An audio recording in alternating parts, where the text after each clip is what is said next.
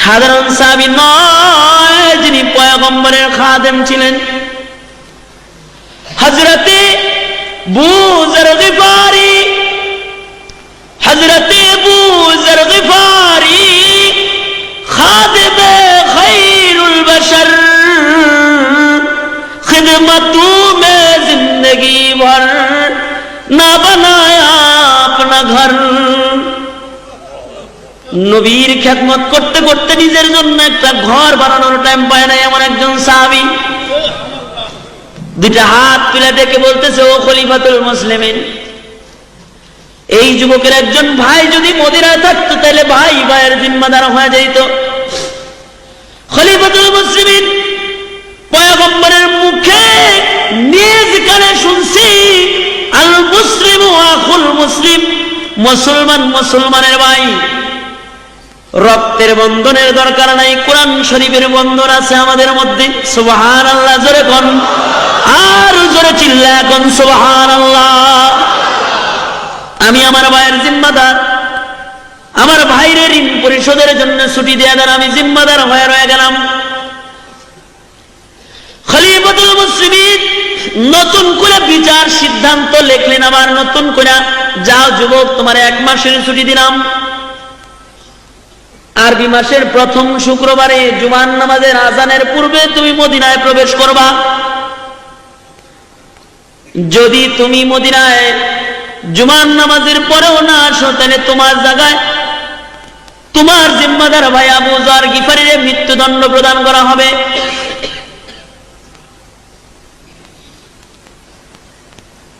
নওজোয়ান যুবক ঋণ পরিশোধের জন্য যাত্রা আরম্ভ করলো নিজের বাড়ির দিকে। খলিফাতুল মুসলিমিন পিতার হত্যার দাবিতে বাদী পক্ষ যে দুইজন, তাদের নায়িকা বললেন, আপনারাও চলে যান। আরবি মাসের প্রথম শুক্রবারে জুমার নামাজ মদিনার পয়গম্বরের মসজিদে আপনারা পড়বেন। জুমার নামাজের পরে নওজোয়ান যুবক যদি ফেরত না আসে, তাহলে আবু যরের গলা কাইটা হইলেও আপনাদের বিচার আপনাদেরকে দেওয়া হবে। নওজোয়ান যুবক বাড়িতে চলে গেছে। বাড়িতে যা ঋণ পরিশোধ করার জন্য ইহুদির কাছে গেছে। ঋণ পরিশোধ করে নওজোয়ান যুবক বাড়িতে আইসা সুন্দর সুন্দর জামা কাপড় গুলা পরিধান করছে। দ্রুতগামী একটা ঘোড়ারে সুন্দর করে সাজাইছে। সজ্জিত হয়ে আতর গোলাপ মাইকা মার কাছে যায়, বলে, মা গো, মা, ও মা, আমি তোমার সন্তান। মারে, তুমি তো চাও না তুমি হাসরের ময়দানে খুনি সন্তানের মা হয়ে দাঁড়াও। মা গো, জীবন ভর তুমি আমার সেবা করছো, আমি তোমার কোনো সেবা যত্ন করতে পারি নাই। মা, বাড়ির থেকে যখনই বের হইছি তখনই আমি তোমার কাছ থেকে বিদায় নিয়ে বের হইছি, আবার আইছি।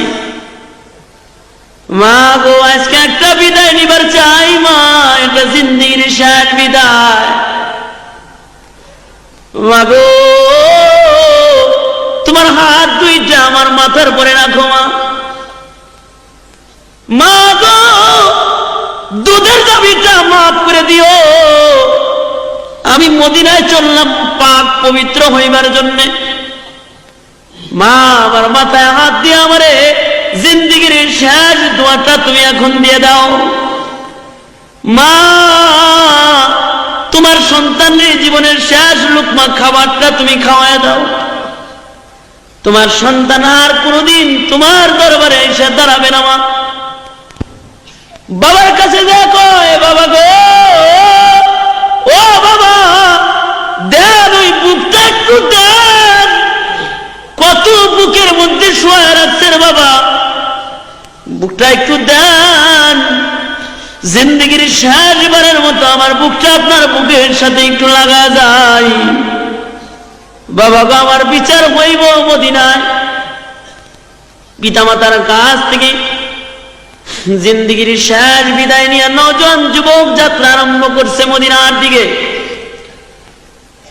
এদিক দিয়ে মসজিদের নববীতে জুমার নামাজের আজান হয়ে গেছে, এখনো পর্যন্ত কেউ মদিনায় আসে নাই।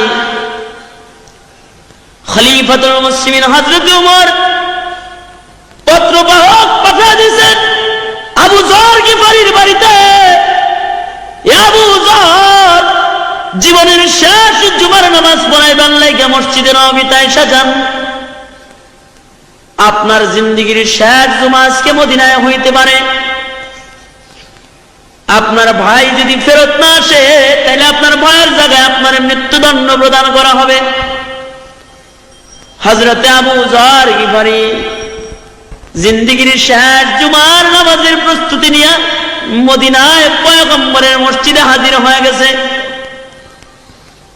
খলিফাতুল মুসলিমিন জুমার নামাজের ইমামতি করেছেন, সালাম ফিরাইছেন, আসসালামু আলাইকুম ওয়া রাহমাতুল্লাহ, আসসালামু আলাইকুম ওয়া রাহমাতুল্লাহ। নামাজ শেষ হয়ে গেছে। পর্যায়ক্রমে খলিফাতুল মুসলিমিন বিচারকের আসনে বসছেন। 9 জন, 2 যুবক 2 ভাই এসে বাবার হত্যার মামলা বিচার দাবি করছে। খলিফাতুল মুসলিমিন আদেশ প্রয়োগ করলেন, জল্লাদ রে। খলিফার চোখ দিয়া ঝর্ণার মতো পানির ফোঁটা গড়ায় গড়ায় পড়তেছে। একটা নির্দোষ মানুষকে একজন দোষী মানুষের জায়গায় মৃত্যুদণ্ডের আদেশ।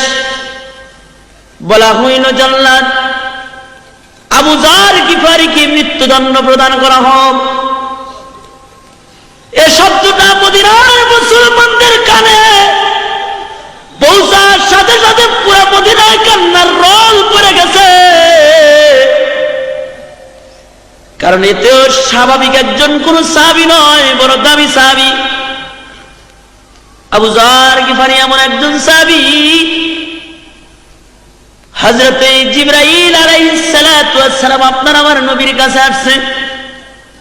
আয়েশা বলে, পয়গম্বর ওই যে চাদর মুড়ে দিয়ে হাইটা যায় আপনার সাহাবী আবু যর। নবী বলেন, জিবরাইল আমার সাহাবী আবু যর আপনি কেমন করে চিনেন?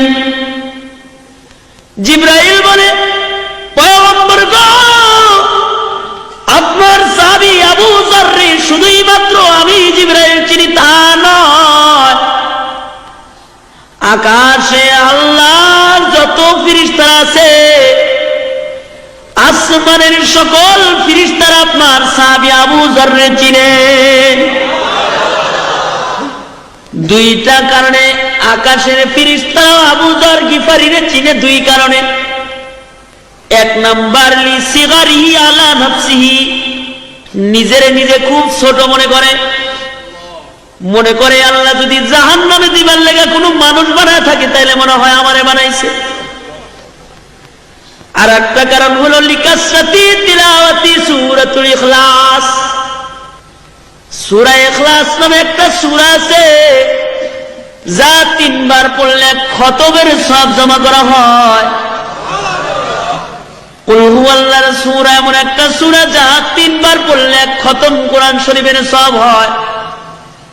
আবু যর এই সূরাটা এত বেশি তেলাওয়াত করে যে তার আমলনামায় এত খতমের সওয়াব আছে যা অন্য কোন মানুষের আমলনামায় নাই। সুবহানাল্লাহ। জোরে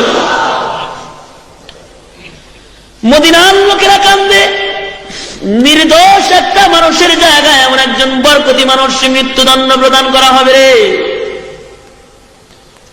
মদিনার সবাই কাঁদতেছে কিন্তু একজন হাসে। হযরত আবু যর গিফারি হাসতেছেন। লোকেরা বলে, আবু যর তুমি হাসো, কেন হাসো? আবু যর বলে, তোমরা কেন কাঁদো? কাঁদো না, আমি আমার নবীর শাফাত কিনতেছি, আজকে শাফাত খরিদ করতেছি। আমার নবীর